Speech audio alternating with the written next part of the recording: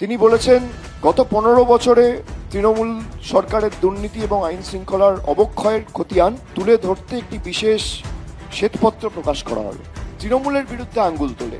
আমার প্রশ্ন তাদেরকে যে আমি আজ থেকে 757 দিন আগে একটা টুইট করেছিলাম, প্রায় 2 বছর আগে, যে আপনারা কত টাকা, এই টুইটের কপি আমি আপনাদের দেখাচ্ছি, এটা অন রেকর্ড রয়েছে, এক্স হ্যান্ডেলে গেলে আপনারা পাবেন, যে এটা আমি করেছিলাম 14ই মার্চ 2024 সালে লোকসভা নির্বাচনের আগে, যে আপনারা গত 5 বছরে কত টাকা দিয়েছেন আবাস যোজনায় বা গ্রামীণ সড়ক যোজনায় বা 100 দিনের কাজে, এমজি নারেগায়, তার শ্বেতপত্রটা প্রকাশ করুন।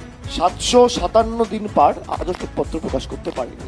তারা তৃণমূলের কার্যকলাপ নিয়ে প্রশ্ন তোলে। এখানে যারা হোয়াইট পেপারের কথা বলে, যারা দুর্নীতির শ্বেতপত্র প্রকাশ করবে বলে দাবি করেছে, সব থেকে দুর্নীতিগ্রস্ত এলিমেন্ট যারা, এবং খালি বাংলা নয়, দেশের বিভিন্ন প্রান্ততে, যাদের উপর ভুরি ভুরি অভিযোগ, যাদেরকে ইডি সিবিআই ডেকে ঘন্টার পর ঘন্টা ডেকে জিজ্ঞাসাবাদ করেছে, পরের দিন বিজেপিতে গেছে, সব ধোয়া তুলসী পাতা হয়ে গেছে। হিমন্ত বিশ্ব শর্মা থেকে শুরু করে, শুভেন্দু অধিকারী থেকে শুরু করে, নারায়ণ রানে থেকে শুরু করে, অজিত পাওয়ার, সে হয়তো আজকে আমাদের মধ্যে নেই, কিন্তু তিনিও তো গেছেন বিজেপিতে। এরকম ভুরি ভুরি উদাহরণ, একের পর এক উদাহরণ আমাদের সকলের কাছে রয়েছে। যাদের বিরুদ্ধে আপনি বলছেন দুর্নীতির শ্বেতপত্র প্রকাশ করবেন, সব থেকে দুর্নীতিগ্রস্ত গুলো তো আপনার পাশে বসে আছে।